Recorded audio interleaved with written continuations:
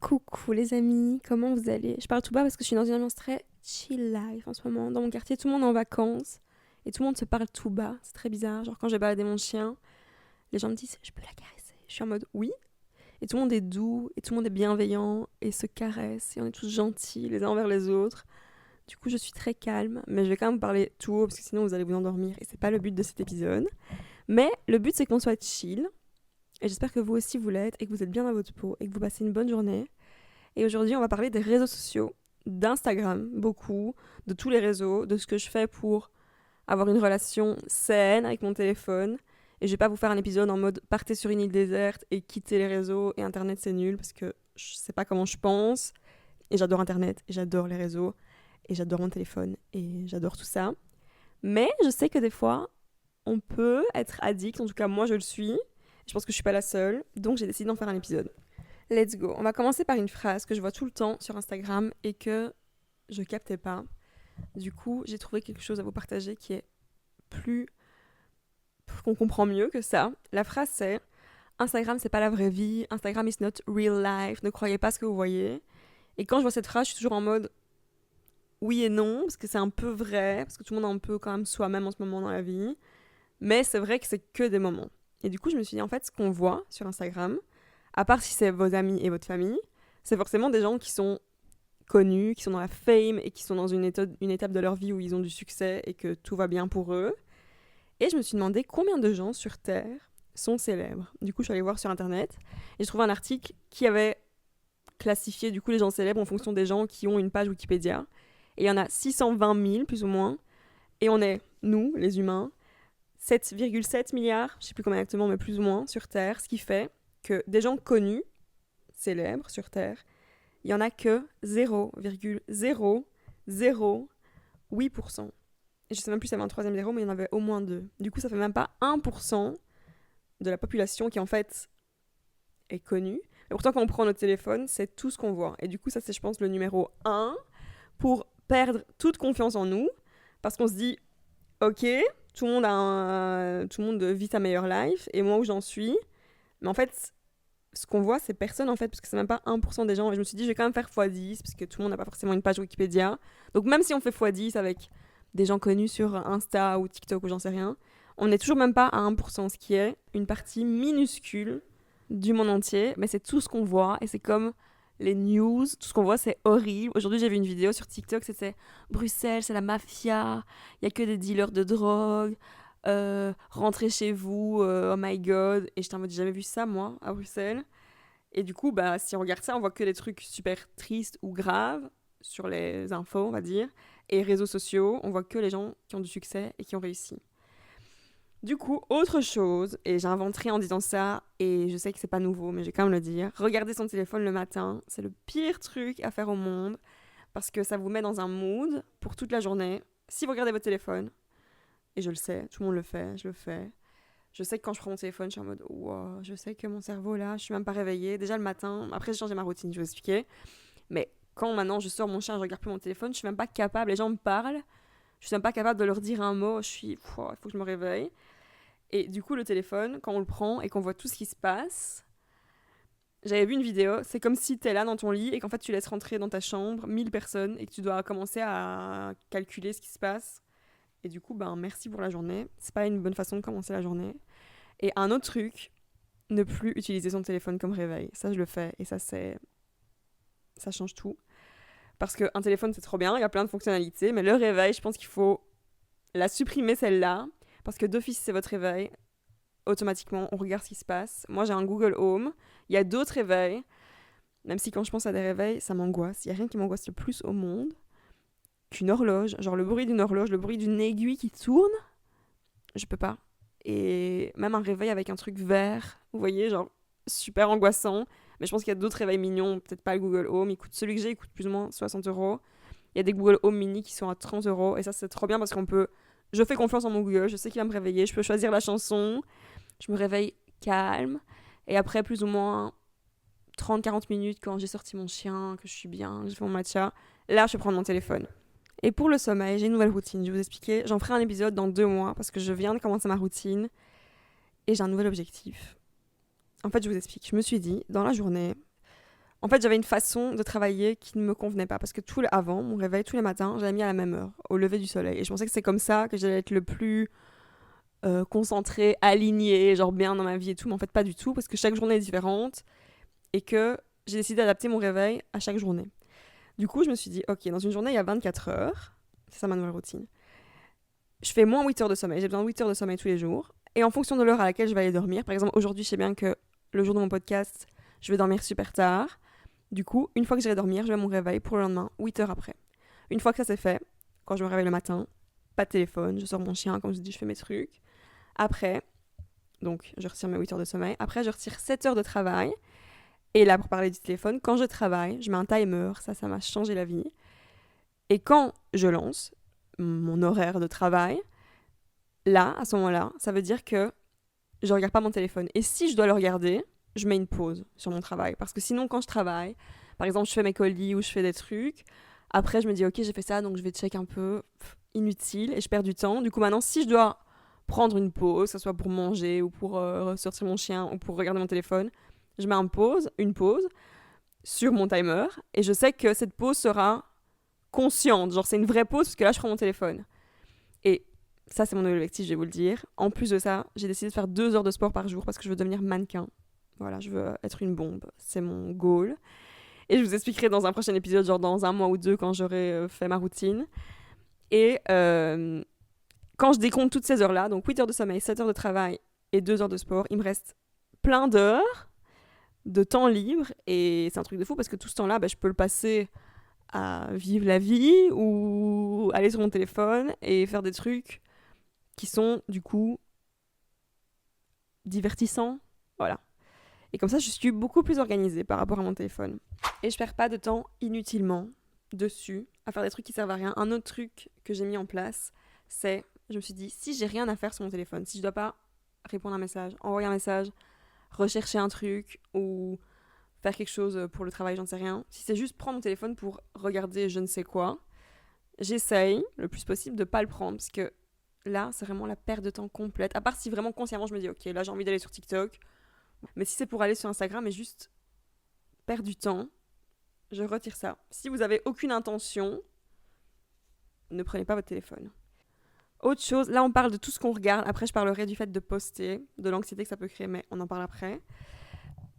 Se désabonner de tous les comptes qui vous intéressent pas, ça c'est le meilleur truc du monde. Je fais, je pense, un renouveau de ça tous les peut-être 6 mois.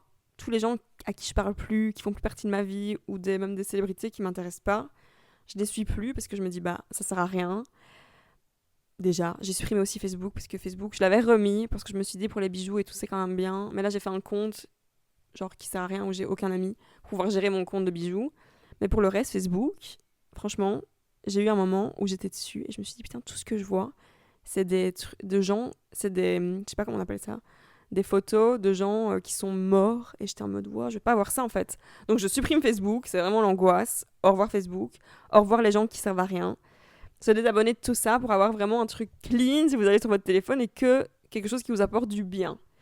Et dernier truc, là on arrive au soir avant de dormir et ça c'est un truc que j'arrive pas à faire franchement, c'est essayer de couper son téléphone 1 heure avant de dormir. Et voilà, juste pour regarder son téléphone. Moi, ce que j'aime bien avant de dormir, c'est regarder un truc marrant, genre The Office ou Les Simpsons. Comme ça, je suis bien. Mais c'est vrai que je laisse quand même mon téléphone souvent allumé. Et là, mon prochain objectif, c'est de l'éteindre. Quand je dors, je l'éteins. Enfin, je retire tout. Avant, je faisais pas ça. Je sais même pas comment c'était possible que je fasse pas ça. Mais là, le but, c'est vraiment de couper tout ça avant de dormir. Pour être bien et penser à rien. Maintenant, on va parler de ce qu'on poste. J'ai eu un truc trop bizarre hier, parce que je savais bien que j'allais faire cet épisode sur les réseaux. Et j'ai plus de stress avec ce que je poste et tout sur ma vie à moi. Voilà, je pense que j'ai franchi ce cap. Mais hier, j'ai eu un stress pour mon chien. Et je me suis dit, ok, je vais examiner la situation, parce que je vais en parler demain dans l'épisode, je vais voir ce qui se passe. Je vous explique. J'ai mis une vidéo de mon chien où je lui donne des myrtilles. Et genre, j'ai pas réfléchi. Et puis, je regardais je sais plus quoi. Et 5 minutes après, je me suis dit, oh my god, je me suis fait un film toute seule dans ma tête, alors que personne m'a rien dit. Genre, tout le monde s'en fout. Moi, je me suis dit, putain, ça se peut, personne va comprendre pourquoi je donne des myrtilles, parce que c'est pas un truc peut-être habituel. Mais en fait, c'est trop bon pour sa santé. Et juste avant, j'avais mis une story où je parlais de chocolat, donc peut-être que les gens pensaient que je suis une débile mentale et que je donne du chocolat à mon chien. Et du coup, j'ai commencé à avoir peur pour elle, pour sa vie. Je me suis dit, est-ce que je suis une bonne mère ? je me suis fait un film, une parano, toute seule à cause d'une vidéo, juste une vidéo de 3 secondes. Et du coup, j'ai pris mon téléphone, je me suis dit, flemme de penser à ça, si quelqu'un me parle, je supprime. Et voilà, genre hyper mauvaise réaction, parce que du coup, là, anxiété fois 1000 pour un truc con, pour des gens, genre des gens sur un réseau, voilà. Alors que je me suis dit, en plus, dans la vraie vie, quand les gens me parlent de mon chien, parce que c'est très spécial, quand on a un chien, tout le monde se parle dans la rue, tous les maîtres chiens se parlent. Et on m'avait fait une réflexion, pas pour ici mon chien, mais j'avais gardé un autre chien il y a quelques semaines. Et je lui apprenais, et j'apprends aussi là, à la mienne, à s'arrêter au passage pour piétons. Et je me souviens qu'il y a un mec, il m'a dit « Oh, ça va, c'est qu'un bébé » parce que je disais « Stop » à chaque passage pour qu'après elle sache que quand c'est vert, on peut y aller. Et dans ma tête, je m'étais dit, enfin je lui ai rien dit, mais je m'étais dit genre de quoi tu te mêles, genre je sais ce que je fais, c'est ma vie, enfin voilà. Et par contre hier, pour des gens à travers un réseau, j'ai eu peur qu'on pense que je sois une mauvaise mère. Du coup je me suis dit ok là ça va pas, enfin justement c'est trop bizarre que ça m'arrive, à mon avis vraiment c'est un truc avec mon chien là que j'ai eu. Et ça doit arriver à d'autres gens, et ça m'était déjà arrivé il y a longtemps quand j'avais commencé à poster des vidéos où je chantais, j'avais ce sentiment, j'ai reconnu ce sentiment que j'avais déjà éprouvé. Ou quand tu postes quelque chose, tu dis « Oh my god, si quelqu'un critique ma façon de chanter, ma façon de faire ça, ou quoi. » Et ça, c'est le pire sentiment. Du coup, on va apprendre comment ne pas avoir ça. Déjà, il faut se dire que tout le monde s'en fout complet de ce que vous postez, déjà. Genre pas dans le sens que votre vie est nulle, mais dans le sens, chacun a sa vie. Et si quelqu'un a un truc à dire sur votre vie, c'est que si quelqu'un a quelque chose à dire de méchant, parce que c'est cool les gens qui réagissent à ce qu'on poste, et le but justement de partager, c'est de connecter et juste d'avoir son petit journal où chacun met sa vie et tout le monde fait ce qu'il veut. Mais si quelqu'un vient à vous dire quelque chose de négatif, et ça m'est déjà arrivé une seule fois, d'ailleurs je vous en parlais du blocage après, il y a quelques temps j'avais commencé à faire des vidéos sur mon compte de bijoux où je faisais des trucs, où je m'amusais et voilà. Et il y a une fille qui s'est foutue de moi, clairement. Et du coup, ma première réaction à l'époque, c'était de la bloquer.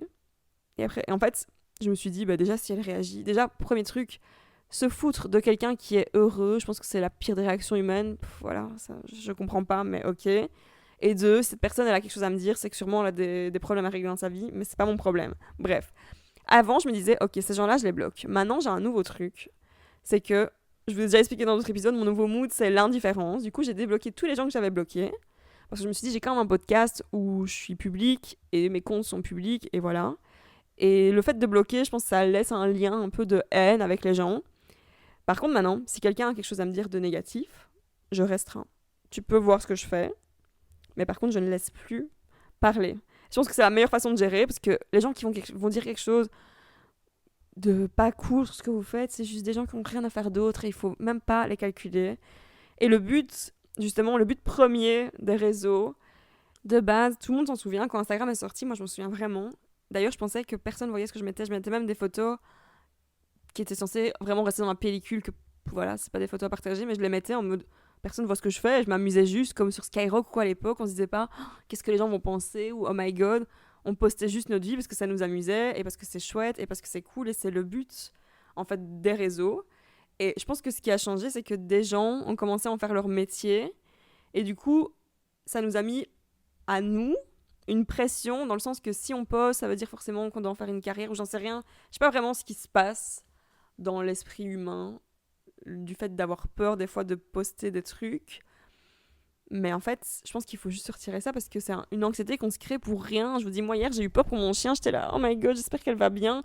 Alors que je savais très bien que tout allait bien et je me suis vraiment créé un flip pour un post qui n'a pas de sens. Du coup, je pense que ce qu'il faut se dire, c'est que si vous avez envie de poster des photos de votre chien, de votre singe, de votre musique, de votre tenue, de tout ce que vous voulez, tout ce qui vous rend heureux ou tout ce que vous avez envie de partager sur votre petit journal, genre Skyrock, c'est le but en fait. On est tous au même stade. C'est pas parce qu'il y a Chiara Ferragni qui a 10 millions d'abonnés que du coup, elle peut poster H24. Pourquoi pas vous en fait? Le but, c'est de connecter. Je pense que justement, c'est là qu'on... Enfin, c'est même pas pour vos amis. Je pense que vous postez, il faut aussi sortir ça de la tête. Genre, on poste pas pour nos amis. Genre, vous postez pour vous, en fait. Genre, ce que je fais, je le mets, ça m'amuse, et voilà. Et c'est comme ça qu'il faut prendre les réseaux pour pouvoir s'en amuser et pas stresser. Parce que c'est dommage.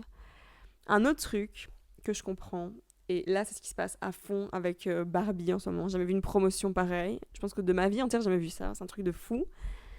Et moi, j'ai ça. Par exemple, j'ai trouvé mon identité. J'en ferai aussi un épisode par rapport à mes bijoux, mon podcast et moi-même, où je vais vraiment séparer les trois. Et voilà, c'est mon nouveau truc. Et du coup, j'ai vraiment commencé à faire la promotion de mon podcast.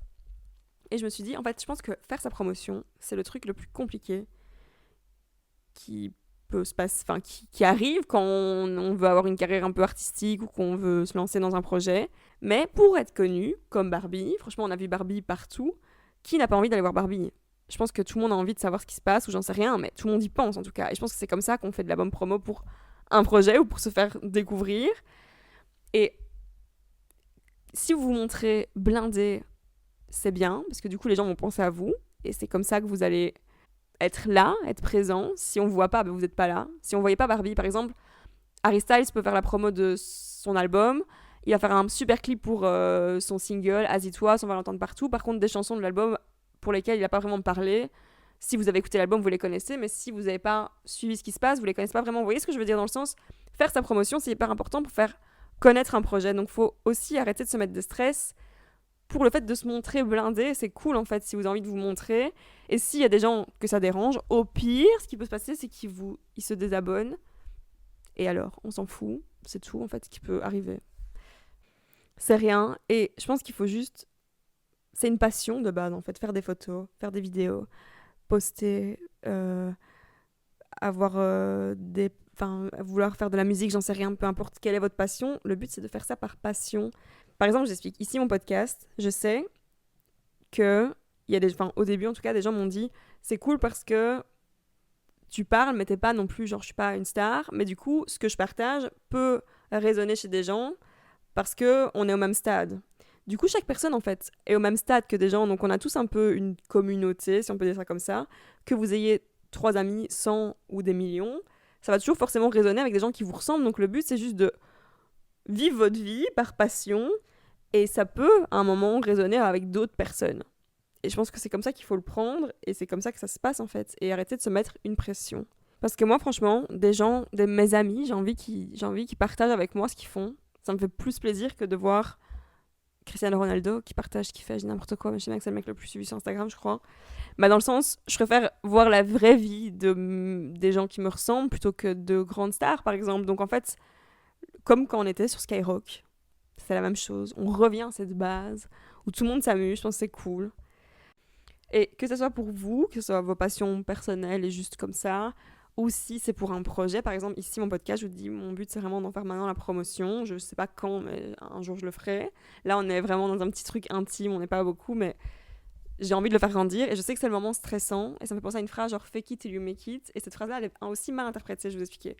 Quand je dis cette phrase, on peut se dire « fake it », ça veut dire vous faire croire que mon podcast est international, que je suis sur Times Square, que je suis trop stylée. Ça serait du vrai fake it. Par contre, le fake it, je pense que c'est plutôt genre affronter une situation dans le sens vraiment, des fois, faire des épisodes, j'ai un stress qui me vient et je me dis est-ce que mon épisode était bien? C'est normal, on se pose tous des questions pour ce qu'on fait qui vient de notre cœur, ou si un jour je veux devoir vraiment en parler plus et en faire la promotion, d'office j'aurai des moments de stress, mais ça c'est du vrai fake it. Genre je sais que je dois faire un truc important pour mon podcast, pour mes bijoux, je dois faire des photos ou j'en sais rien.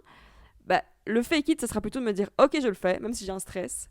Et une fois que c'est fait, ok, j'ai fake, parce que dans le sens j'ai fait comme si tout allait bien, mais au final je l'ai fait. C'est ça en fait, le sens de la phrase, que ce soit pour vous, pour des projets, on le fait et après on se sent bien derrière. Je sais pas si vous voyez où je veux en venir. Et pour le reste, que ce soit ce que vous regardez ou ce que vous postez, si vous avez des fois des sentiments quand vous regardez un truc et que ça vous rend que vous aimez pas ce que vous voyez, si vous aimez pas ce que vous voyez, désabonnez-vous. Et si vous aimez pas ce que vous voyez parce que ça vous rend genre jaloux, dans le sens si vous voyez Lipa qui a un super corps de rêve et qui est en train de faire sa carrière de fou et que vous dites oh my god, et moi j'en suis où? J'avais vu une vidéo qui explique en fait la jalousie à ce moment-là égale le désir. Donc si au fond de vous vous dites ça, c'est que il y a sûrement une partie de vous qui a envie de ça. Donc au lieu d'utiliser ça comme de la jalousie en mode j'ai trop les nerfs, faut se dire, juste, on s'en inspire et je vais faire comme ça. Moi, c'est ce que je fais actuellement. Genre, je ressens un truc, je me dis, oh my god, là, mon but, c'est d'avoir un corps de rêve. Au lieu de me dire, oh putain, j'ai trop les nerfs, je me dis juste, ok, je vais avoir un corps de rêve, je vais faire du sport. Vous voyez, on l'utilise comme ça. Et du coup, on est conscient de ce qui se passe, de ce qu'on regarde et de ce qu'on doit faire derrière. Je sais pas si vous voyez ce que je veux dire. Mais voilà, je pense que je vais terminer comme ça cet épisode. Être aware. Putain, je parle comme Jean-Claude Van Damme, ça y est. Ce podcast, vraiment, je sais pas ce que je raconte. Mais c'est pas grave, juste être conscient de ce que vous regardez, de ce que vous faites.